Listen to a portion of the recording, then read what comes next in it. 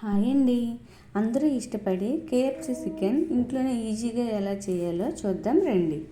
దానికోసం కేజీ చికెన్కి చాకుతో ఘాట్లు పెట్టుకోవాలి. ఇందులో 1 స్పూన్ మిరియాల పొడి, రుచికి సరిపడే ఉప్పు, కారం, అల్లం వెల్లుల్లి పేస్ట్, 1/2 కప్ పెరుగు, కొద్దిగా నిమ్మరసం వేసి ఈ పొడులన్నిటిని ముక్కలకు పట్టించి 4-5 గంటల పాటు పక్కన పెట్టుకోవాలి. ఈ పీసెస్ బయట కోటింగ్ కోసం 1 కప్ మైదా, 1/2 కప్ కార్న్ ఫ్లోర్, 1 స్పూన్ మిరియాల పొడి, సాల్ట్, కొద్దిగా కారం, చికెన్ మసాలా వేసుకొని బాగా కలుపుకోవాలి.